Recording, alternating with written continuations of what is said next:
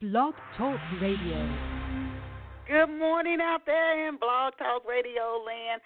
I just want to let you know, first of all, I'd like to kick off the show by thanking our loyal listeners. 14 years, you guys, who've been with us, so thank you. And our audience, it is growing, even after being on the air 14 years. But for those of you, this is your first time tuning in to Off the Shelf Books Talk Radio. I just want to let you know that you are listening to the winning book radio show, Off the Shelf. Welcome to this Saturday, September the 14th, and thank you for joining us. We have an awesome author and artist on deck for you. But before we introduce her, I want to, this is something I started several months ago. I want to leave this thought with you, and this thought for this morning show is from Helen Keller, and the thought is, optimism is the faith that leads to achievement.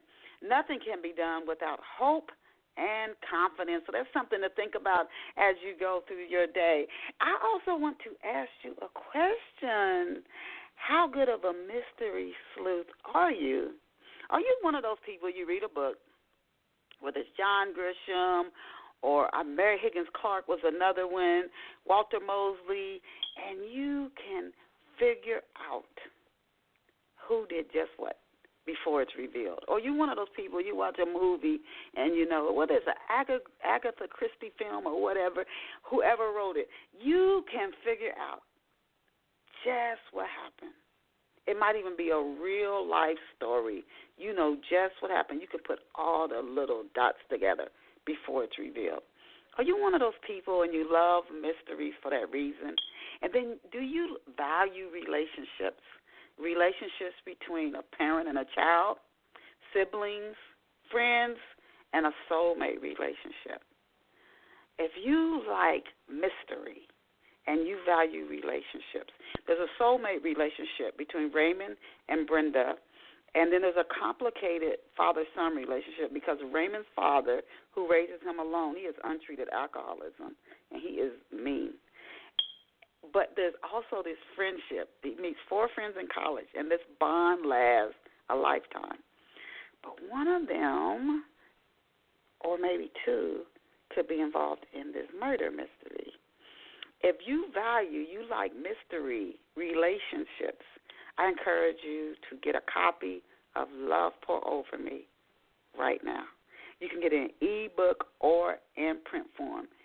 If you like mystery, value relationships, and you like romance as well, I encourage you to get a copy of Love Pour Over Me by Denise Turney today. And now let us go and meet our very special off-the-shelf guest. I'm excited. 14 years, every guest I learned something from. Every guest drops a pearl, every guest.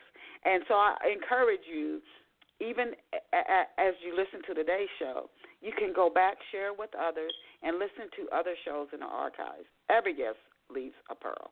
Now, our special off-the-shelf guest this morning is Sheri Fishbach, and I hope I'm saying her last name right, and if not, I hope she corrects me. Sheri is a wife, mother, writer, editor, and voice-over artist. Her works have been published in Journal News, Jewish Reporter, Psychology Tomorrow magazine, and the New York Times network of newspapers. She has a Bachelor of History degree from SUNY Binghamton and a Master's in English Education from Brooklyn College. In addition to writing, Sheri has worked as an actress. Books that Sheri has written include No Reservations, Guarding Hearts, Love Lines, and Decks. Sheri has also written on screenplays. Titles of the plays that she has worked on include The Plain Truth and The Snow Orchid. Please visit Miss Sheri Fishbach online at, and this is, if she has a more direct website, I'm going to ask her to give us the URL. But the one I have is Screen, SCREENLUVR2, the number 2, .wixsite.com/Sheri, SHERI. And her name is spelled, if you Google her, SHERI FISHBACH. We are delighted to have Sheri with us this morning. Welcome to Off the Shelf, Sheri. Good morning, Denise. Thank you so much for having me. It's a pleasure to be with you this morning. And so before we kick off, the first few questions I ask every guest. When I first started off the shelf, we started at Rainbow Soul 14 years ago, I used to just go right into the questions, and listeners said, whoa. Can you ask a few questions so we can get to know the guests before you go into their books and other works they're doing? So the first few questions I ask every guest who comes on off the shelf. But before I go there, is that the correct website URL for our listeners if they want to go over and check out your website, or is there another URL where they can find you? That is my website, but people can certainly connect with me on Facebook. I have actually a couple of names. So Dex was written under Sheri Fishbach, and that is with Persnickety Press under Wondermill Books. But Love Lines, I am actually Sheri Langer, and that's Red Adept Publishing.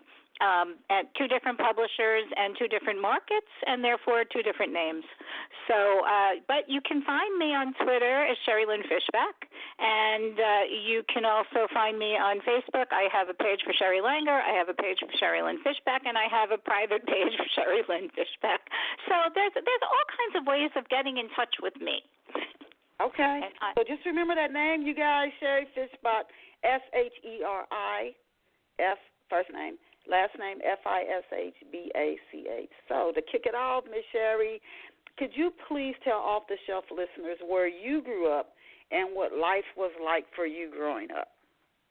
I grew up in, I was born in the Bronx, New York.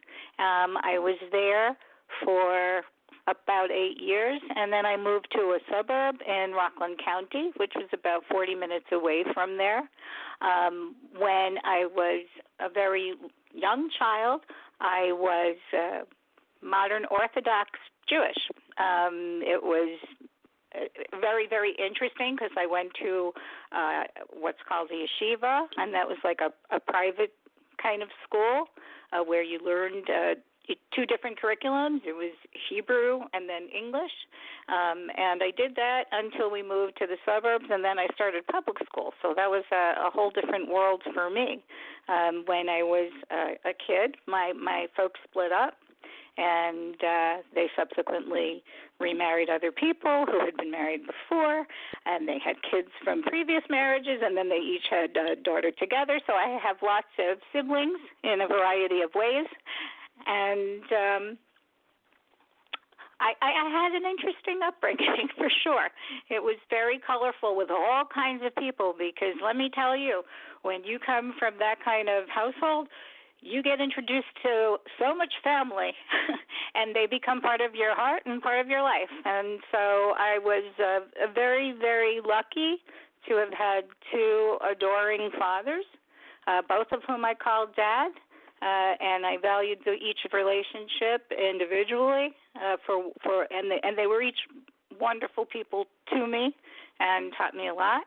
I have many grandparents also because of that, and it was really an interesting kind of experience. But I didn't have any sibling live with me until my little sister was born when I was 11, and so she became kind of like mine.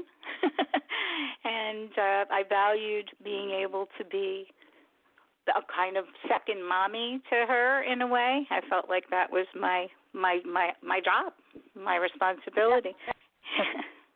But it was. No, go ahead. No, it was a very interesting kind of life. You know, it was I visited my dad on Sundays, and then the rest of the week, it was living in two different kind of experiences and visiting one life, living another life. It was the kind of situation that I didn't really want to repeat, but I did for my kids too, because I'm divorced also.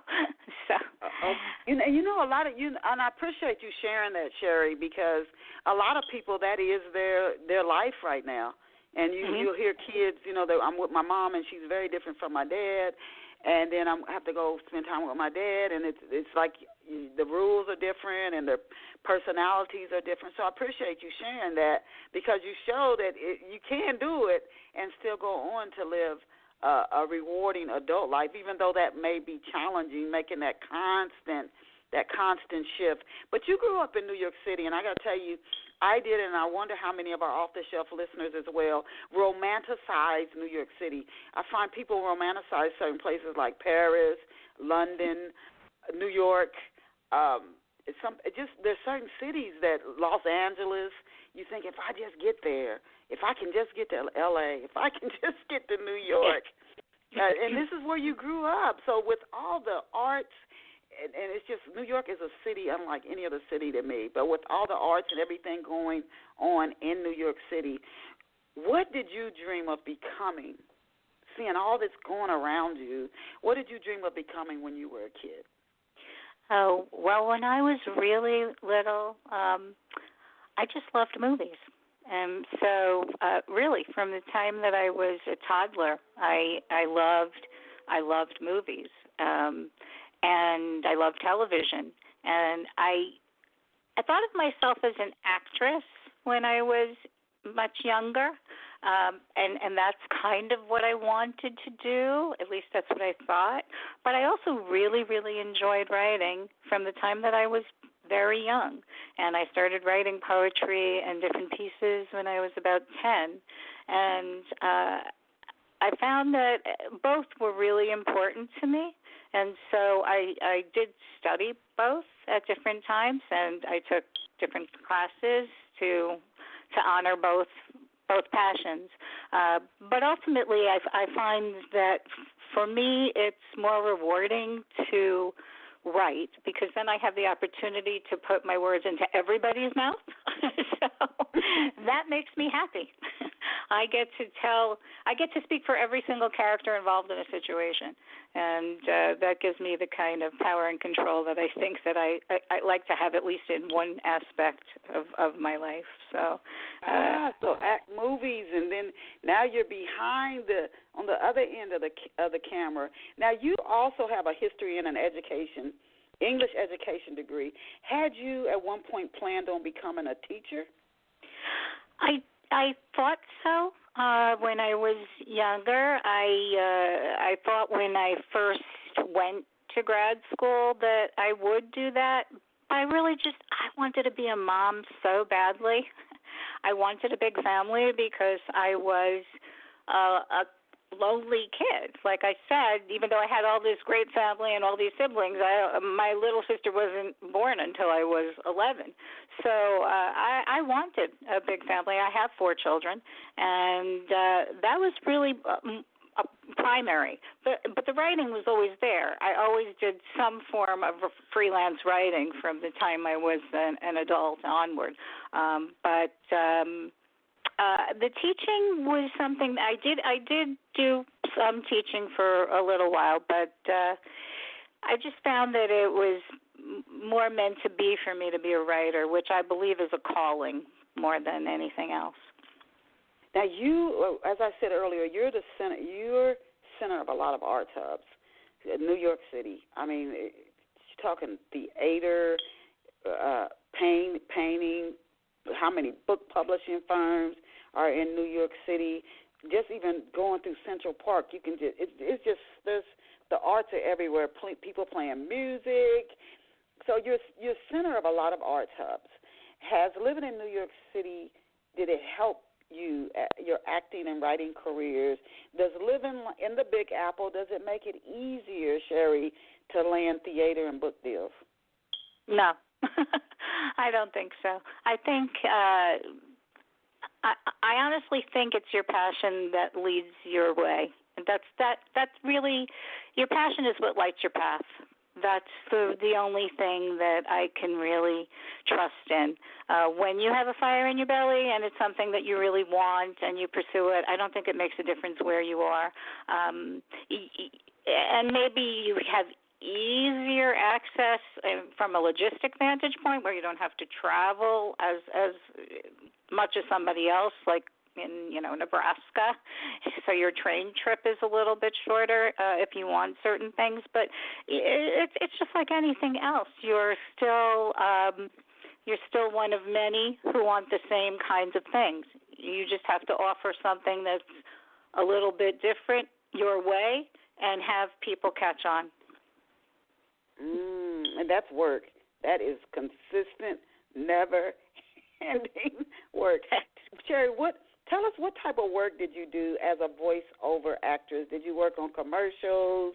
What type of work did you do? Did you ever do, like, voiceover for animation or any movies or TV shows? No, I really just did commercials. It was local commercials, and I did a couple of books, audio books, but mostly it was just commercial work. And my acting was kind of limited also to some regional theater locally and things of that nature. The writing was more of my focus of concentration. Okay. Now, that said, can you give off-the-shelf listeners an overview of Love Lines? Love Lines is a story that's near and dear to my heart. I actually started writing it so many years ago. It was the kind of I was kind of inspired to write it because I wanted my own happily ever after. And I was just so enamored by all these romantic comedies that made my heart sing. And when my kids would go with their dad for a weekend, a lot of times I'd go rent my video, and I'd get my Chinese takeout, and I would sit there and I'd say, like, oh man, I want to write one of these. And I want to write something that I'll want to see all the time because it will keep my heart happy and make me feel hopeful that love is out there no matter what. Because I think after a relationship ends, it's very, very difficult sometimes to not feel somehow jaded or guarded, and I think it's really important to always keep in mind that there is tomorrow, that there is somebody out there who's for you if you want that person. I really do believe that there's a lid for every pot, and you just have to be willing to stay open to all these possibilities that are around you. So Love Lines was essentially born out of the need to believe in fairy tales coming true and happily ever after.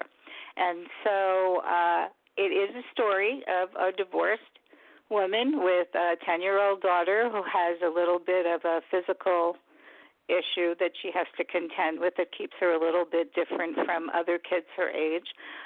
And Fordham is the kind of heroine that has to navigate through a lot of obstacles to maintain balance and to pursue what she ultimately wants. And so she's a hardworking mom. Her mom ends up living with her due to circumstances beyond anybody's control. And she has her daughter. Her ex-husband is away and isn't really involved in the central story. And she pursues an active working life and an active dating life, and both bring her both pleasure and pain. So it's an interesting kind of story of how she navigates between all of it. The other thing that's interesting about Love Lines is that there is a book within a book because she works for a publishing company. She is in charge of this title called Flowers from the Heart. And Flowers from the Heart is a little bit like Chicken Soup for the Soul. It's that kind of inspirational book that offers different stories from different people about their experiences. And she's working on a book about love online. And what's interesting also about it is that she shares some of those stories that she gets, these submissions that come to her. And so we get a peek into the lives of other people and their stories of love. And that's one of the things that I really I love. I love asking the question, how did you find the love of your life? How did you find your partner? And I'll that's a dinner party question or cocktail party question that I ask every time I go anywhere, because it's the same kind of little kid story about, give me that fairy tale, give me that Cinderella, give me that moment, tell me about your Cinderella story. And I find it fascinating because you find out all kinds of different ways that people meet each other and how they fall in love. And there's nothing more beautiful or wonderful than a story about love. I have one that's amazing. Oh, good. That's awesome. Good for you. And I'm listening to you, and there's a show that comes on TV that I watch sometimes, and these couples often meet online, although they don't always. And it's you start off just like with the fairy tale, but there has to be some meat there, or it'll turn. It's not gonna last, and you have to be willing to work.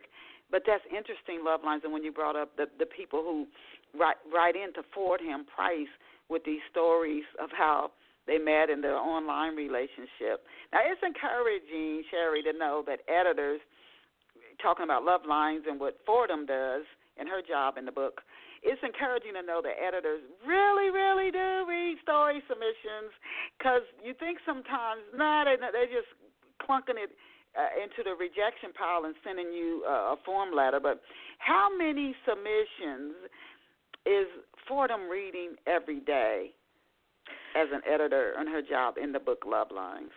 I can't give you an exact number, but I think she gets a lot of them. She reads through them. Not all of them work for her. Some of them don't give her enough meat. Some of them she finds a little too risque for what she's looking for. It's a variety, but she gets a decent amount of submissions that she reads, and she prefers paper, so she's doing a lot of printing, which is kind of different. I know it's not a today thing, but we're not talking about a kid. We're talking about somebody who's more of a middle-aged kind of woman. So she does, I would say she probably gets at least somewhere between 50 to 100 submissions a day, because everybody wants to see their name or to see their story, to see something of themselves in a book. And so with the promise of that as a possibility, that's something that is attractive to most people. So when they see that, here, I could be in a book, they will share their story in hopes that will happen. And we'll see. I mean, I still have in my head the possibility of making Flowers from the Heart a real series, so we'll see. Okay. How old is she, and what is she like? Does she? I know she's divorced. Does she? If she has children, how old are her children? Is she would you say she's like very open, or is she more rigid or conservative in her thinking or style? Well, if you had to describe Fordham, if you were introducing her to somebody, how would you describe her? That's a really interesting question. I like that question. She's in her early to mid-40s. There's a zone. She has a 10-year-old daughter, and she isn't really as conservative as she might come across. I think to some degree she feels that she needs to present a certain way. I think that she wants to be more in touch with another side of herself that may not be something that's as acceptable outside of her life. And so I think she fights a little bit with herself and maybe even with others to kind of present a little bit more of her inner animal. Now, how shocked is Fordham when she stumbles across a story that you kind of alluded to earlier, but how shocked is she? She's getting 50 to 100 maybe submissions a day that she's reading through. how shocked is she when she stumbles across a story that makes her want to know more about the man who wrote the story? This is a new one you don't think of as a writer that an editor would, I want to know more about the author. What was it that really made this particular story stick out? I think it's that the hopefulness in her heart to want to have the kind of love that it seemed to her this man was able to experience. A lot of times when, especially in the dating world, we tend to meet a lot of people who are unwilling to share of themselves emotionally because of whatever experiences they've had. And a lot of times when people are hurt, they don't tend to wear their heart on their sleeves. They're a little bit more reticent to share their emotional inner life with somebody else. They have to feel extremely comfortable before they're willing to do that. But in this particular case, because this man was sharing something so incredibly personal to him and his experience, and he didn't have to do it at a table over dinner and a glass of wine because it's not a date. It's just, I can share, I can be open about my life and my experience in this moment. And so his truth is so palpable, and it's there, and she can feel it. I don't think it was the words. I think she actually felt the energy of his love reach her, and that's why she was so drawn to it. Wow.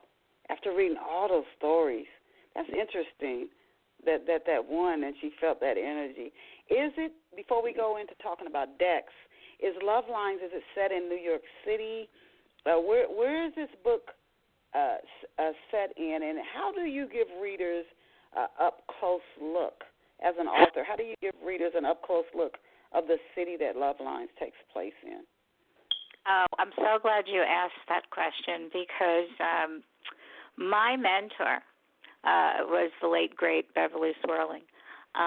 She is a historical fiction novelist, and when I first began writing, I mostly wanted to write movies. So I write screenplays first and then use the screenplay as the foundation, almost like an outline, and I write the novel from the screenplay. At least that's what I've done to date. But I didn't really know much about novel writing. And I had the good fortune to meet Beverly, and she gave me a master class in novel writing.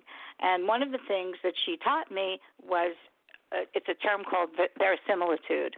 And verisimilitude basically is having the veracity, the truth of where you are. And in order to do that, you kind of have to have some experience of it. Now, with the way the technology is today, you can have Google Maps and you can find a place and you can find everything around a place. So it makes that job easier. But if you have the option and the possibility of actually going to certain places and putting yourself there, then you can actually feel the moment, and it's far more impacting when you can experience that truth organically. And so in the interest of doing that, this story is set in New York. Some of it is in the city, some of it is in the suburbs, right around where I live. I don't know how that happened, but it just did. I magically found her here. But I did do, my husband and I went into the city, and we found locations that we thought worked. I said, oh, this is Fordham's office building. It's right here. And I found where she got her coffee, and I found where her parking lot was, and it was. I found the hotel where her long lost boyfriend was staying, and I found the racetrack where her father had been, and it was an interesting experience to we put ourselves in the moment to really make it real. And I think that that's an effective way to convey surroundings. So I did do that. Wow. I got to tell you, Sheri, that's a first. I've heard of, people doing historical novels, which are very popular. We've had guests on our show who've done those, and they're very popular. But they research, because they said readers will know. They're like, oh, they didn't have those types of napkins back then, or they'll know little things like that. So they will do their research, but to literally go to a city and know, oh, that's where so-and-so parks her car, or that one is a first. You really, really felt your characters. Before we move in, I got two more questions before we start discussing decks. Can you introduce off-the-shelf listeners to a few? You've introduced us to Fordham. Can you introduce us to a few of the other page-turning characters who readers can't get enough of in Love Lines? Okay, well, another character is Dory. That's Fordham's mom. She had her when she was very young, and she is attractive, highly opinionated, a little judgmental, a little overbearing, a little pushy, but really has a tremendous heart. She has a tremendous, tremendous heart, and she really does want the best for her family. Family's paramount, and so she, in her own inimitable fashion, ends up kind of maybe being a little too directive, but at the same time, she's really in there to be helpful more than anything else. And at the same time, she also would like to find love again, and if you read the book, you'll find out what happens about that. Okay. The other character that is also a key figure is Whitty. That is Fordham's 10-year-old daughter. She is one of the snarkiest, cutest little girls, so precocious, so bright, really gives her mom a run for the money with her mouth, and but she's really spirited, and she tells it like it is. Which is something that is kind of a trait of the Price family women. So it's an interesting thing to see each generation of these females because they all kind of mirror each other in a lot of ways. They're different, but they're similar, and I think you kind of see the thread of genetics in that line. We also have her boyfriend who comes back, her high school love, and his name is Aaron, and he presents her with an interesting challenge about rewriting past history and maybe changing the direction of their relationship where it had been and where it should be, at least where he thinks it should be. And then there's David. He is Whitty's principal of the school that she's in, and he's kind of interested in Fordham, and she's kind of interested in him, but they have a little bit of trouble trying to navigate this relationship that they have with one another. They're not really quite sure where it should go. And then she has her boss, Abe, and he's like a father figure that she really needs and is looking for. So he provides an interesting sounding board for her and also support. So they're a very delicious cast of humans for me. And you described them well. When guests come on and start talking more about their books and their characters, it's hard not to go out and buy every single book. I tell you, especially when the author really is in tune with the characters and can describe them well to where you're like, I want to get to know more about these people. Now, what have readers been saying about Love Lines? What type of feedback have they been giving you about the book? Well, I was very, very excited. Melanie Mayron, who's a wonderful, wonderful actress, director, she had high praise for the book. She loved it. It was really great speaking with her, going back and forth, and she was very supportive and offered me a lovely endorsement. Sherman Yellen is also a wonderful playwright. He won awards.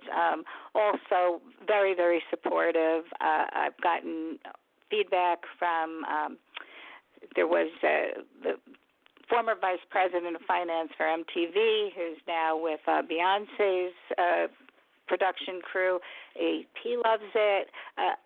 I've been getting all kinds of really, really incredible feedback from a lot of places. I also really enjoy the fact that men, even though this is quote-unquote chick lit, women's fiction, men are really, really loving the book. They are finding it interesting to hear the female perspective, and they also kind of like to understand how women view men and in their relationships with women. So it gives them a kind of a little background on how to deal with them in relationships. I do have a 4-star rating on Amazon, and so I guess, in many reviews, I think I'm up to about 70, something like that now. Oh, my goodness. Yeah, we've only been out since February, so, I'm hoping to get more. I'm hoping all the people that are listening in will buy the book and will offer their review, and I'm there to inspire. It's hope and love, and it will make you feel so good. That's the thing. It's true. I mean, every time I read it, it makes me smile. Okay. That's good, and that's great feedback, and you're getting it from a lot of different areas and 70 reviews. The readers are definitely engaged to leave that many readers to leave reviews. So awesome, and congratulations to you on that success. Book just came out in February, and it's doing well. Now we want to talk about Mr. Dex. So who is Dex? Could you introduce us to Dex? Dex is a 12-year-old business-savvy chef. He is in middle school, so he's in that tween time, and it's a crazy place to be because, God, everything is changing on kids. It's so difficult. But he's thriving anyway because he is following his passion. Even though he's young, he feels so confident about his skills, which have been with him since he was a toddler, which were reinforced by his grandfather and his grandmother and his parents. And so he feels really good about what he can offer in that regard. So even though he has a lot of the same kind of insecurities and the same kind of angst as all tweens do, he does know that he has something that's a little bit different and a little bit special. And he wants to continue to pursue that, and he does. So he has his own little business where he makes gourmet lunches, and he is able to sell them before school, and he's becoming really savvy about how to run a business. Now, you said who in his family introduced him to cooking? How did he it's a talent he has, but how did he fall in love with cooking? Most people wouldn't think, a 12-year-old boy, although many chefs are men, but who introduced him to the art of cooking? His grandfather. His grandfather, Poppy, he owned a restaurant, Poppy's Kitchen, and he was the one who taught Dex how to cook, and Dex was very happy to be by his side and learn everything that his grandfather had to offer him about his knowledge of food, how to run a restaurant, and also how to cook. So he had that experience, and when his grandfather passed away, his grandmother continued to try to keep the restaurant going. But there's an issue with that. But you have to read the book to find. And tell us, Sheri, where is the book set? What city? It's also in the metropolitan area. It's a New York, New Jersey area is where the setting is. When they say write about what you know, I believe that's a good idea. Unless you're making up another world, in space or something like that. Writing about what you know keeps you honest and keeps you grounded because you know how to be true to that particular area of locale. You understand it. It's organic to you. So I kept it home. Can you describe the family restaurant? Is this an elegant, when I think of New York City, is this like a more not like a deli, but a little bit on that line where you come in and there may be like 8 or 10 tables and people come and it's like a community neighborhood where you come and get some local home cooked food, or is it more of an elegant upscale restaurant? What is the restaurant like where Deck's grandfather started? It's called Poppy's Kitchen, and it sounds informal, but it's kind of middle. It's middle ground. It's not quite a pizza place, but it's not upscale. It's really a family neighborhood, a very solid neighborhood family restaurant, where there are a bunch of different tables and good solid food. Nothing that's too crazy, but also very, very interesting. The cuisine is eclectic because their family is.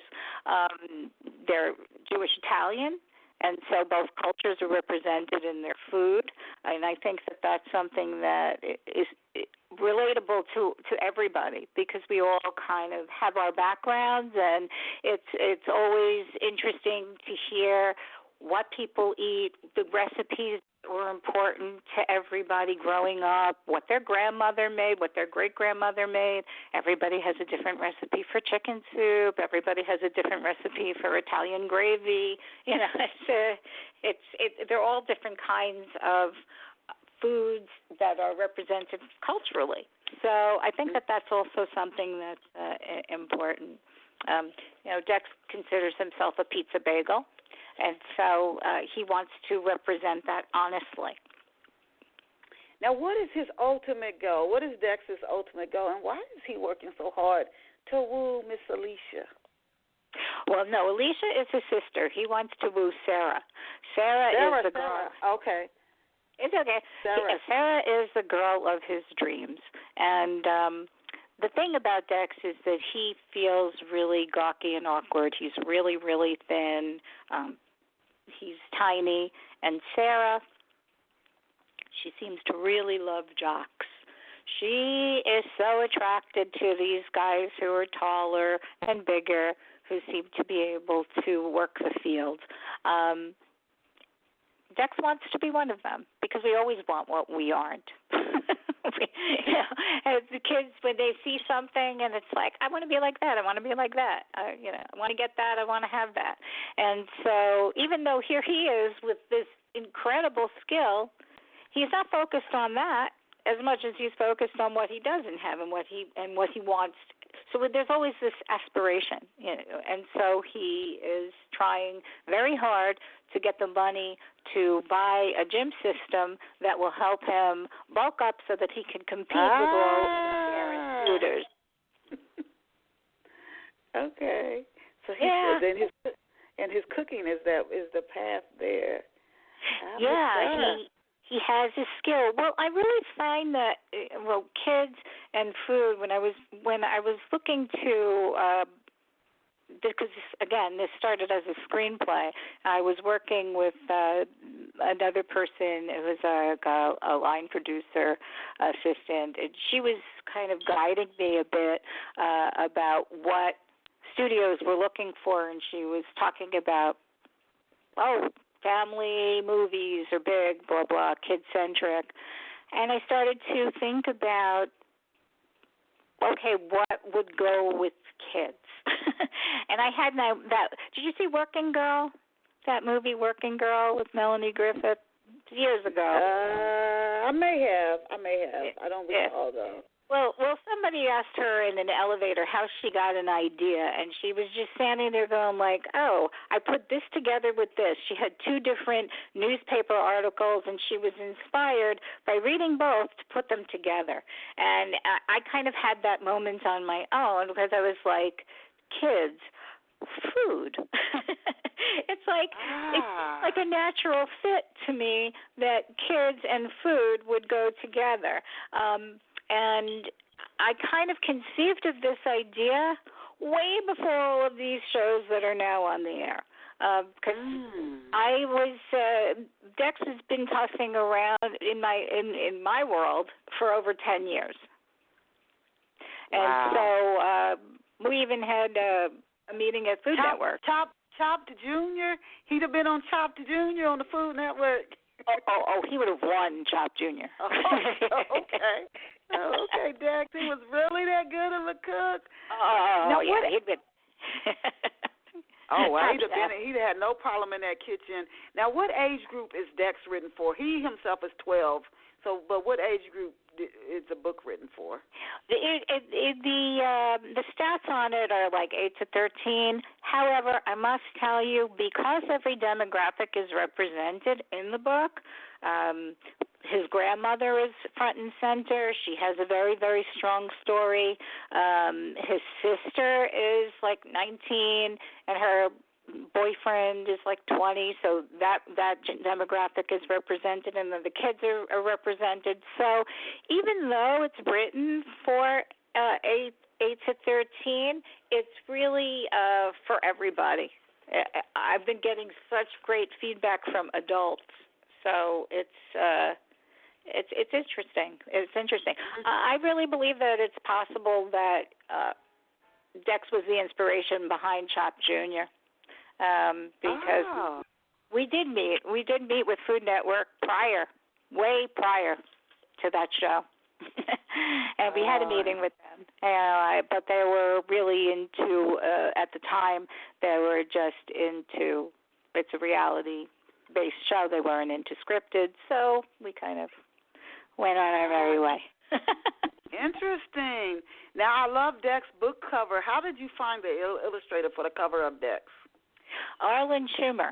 He is an amazing graphic artist, and he's a close personal friend, and he's incredibly gifted. And we just kind of honored our relationship, and we kind of went back and forth and discussed what we both saw, and we came up with that. And he came up with most of it, and I kind of gave him an idea of what I felt Dex looked like. So now, I've seen, in researching for today's show, Sheri, I've seen where you've gone, if I'm remembering correctly, to schools, and you do some cooking. So when you're like marketing Dex, do you actually go in and do some cooking as you're sharing the story as part of your marketing? Is that something that you do? Because if so, that seems like a very fun way to get out and spread the word about a book.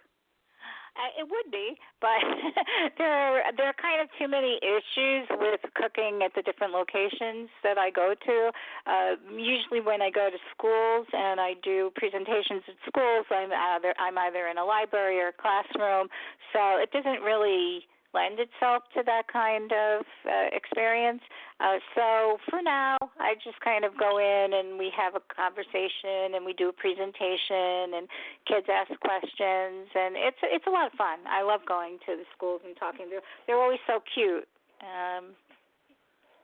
Now you've also written screenplays, The Plain Truth and The Snow Orchid. What are the biggest differences, Sheri, for you between writing a novel and writing a screenplay? Writing a screenplay is all about dialogue, and it's very, very dialogue-centric for me. So it's easier for me to envision how people are speaking about a situation and how they're dealing with their circumstances. For me, it's easier to deal with the conversation that they're having about it. They express themselves in that way. I find that more compelling. Then I can also envision the action, and I see what they're going to do about the circumstances that they're in, what action will take them to different places. Stephen King wrote an excellent book on writing. I'm not a mystery horror person, so my favorite Stephen King book is on writing, and it's masterful. It's masterful because it's always like, what's next? What's next? And so I find that is what I do. I envision a set of circumstances. I see what happens and then what happens next, and I see how different characters are reacting to that. set of circumstances in what they do and what they say. That's what comes to me first. So then, after I have all of that, once that's a screenplay, then I go back to the novel. In writing the novel, I embellish on, okay, now I can talk about what's going on in their head while they're doing it. Now I can talk about where they are when they're doing this. I can talk about the situation that they're in more broadly. And so for me, I kind of fill it out in the novel. It's definitely backwards. Most writers don't do that. Most writers don't write the way that I do. But I just find that it works better for me. One project that I've just finished writing a TV movie, and I'm hoping that we are going to be out around Christmas 2020. At least that's the hope. And that was the first time that I kind of wrote it a little bit differently, because I wrote a very, very extensive treatment, which is a real thorough explanation of every scene throughout the entire course of the movie. And I had never done that really before to that extent prior, but I was working with somebody who is magnificent. I have the benefit of working with the most amazing, talented editors. I can't speak highly enough of editing. Writing is rewriting and rewriting and rewriting, and don't let anybody tell you otherwise, because it's just not true. You never have a masterpiece with the first thing that you have on a page. It really takes other eyes and that are much more objective than yours can be, and they help craft whatever it is you have to say in a way that you can't. And so the benefit of a good editor, there's nothing better. And I've had the benefit of amazing editors, so I'm really lucky for that. To our off-the-shelf listeners, we are speaking with Sheri Fishbach and some of the books she's written. We've talked about Love Lines and Decks, and going to venture into more of her stories later. But if you want to find more about her online, you can Google her. And I'll spell her name again. It's Sheri. First name, last name, Fishbach, Fishbach. She's a former actress, and she's got a movie she's working on, hoping to have out in December of 2020, which she just talked about. And we're coming down to less than 10 minutes into today's show. If you came in midstream, after the show finishes streaming, you can listen to it in its entirety in the archives and share it with other people, whether they're interested in books or movies or just story or entertainment as a whole. So, but as we come down to the last 8 minutes in the show, Sheri, I wanted to ask you, now you've done so many different things. You're working on a movie now, you've done acting, you've screenplays, you've done a book, you've done voiceover, you majored in English education and history, just so many paths that you have tried on your journey so far. So kudos to you for trying so many different things. But you've also worked on an audiobook, Guarding Hearts. Can you tell our off-the-shelf listeners, especially for those who might be interested in either doing voiceover or an audiobook, can you tell us what the process of creating an audiobook was like? Well, for me, the process is fairly easy because my husband is an incredible audiobook narrator and sound engineer, and so we have a booth in our house. Okay. So I have magic in my downstairs, so it's very different. I can't tell you what the process would really be for somebody else venturing into that world without the benefit that I have. But he is a really, really incredibly gifted artist on his own, Brad Langer, and his books, he's done a ton of books for Amazon, and he's got like 50, 60, 70 titles out there. And I did one of them with him, well, two of them. The two I did with him. And so I just work in the booth, and he makes me sound amazing. So I can't tell you what it would be like if I had to do it on my own. And when I was doing the commercial work, I was working with a company, and so I just happened to be able to speak with somebody who liked my sound, and next thing we were doing commercials. So, I wasn't. Would you recommend to any listeners who are thinking about getting into acting that is the voiceover? Is that one of the, I want to say, easier or better ways to get entrance into the acting field, or no? I don't know if you get into the acting field more with doing voiceover work. I think that it may be a little bit easier to get in with some companies. There are a lot that advertise. You can send them a clip, and then they see if they like your sound. I think that it's all challenging, to be honest. When you're in the arts, being in the arts is a challenge.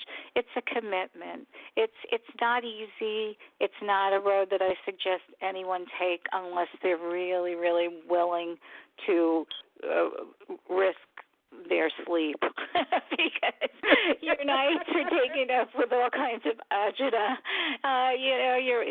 There are so many different things to worry about when you're an artist, but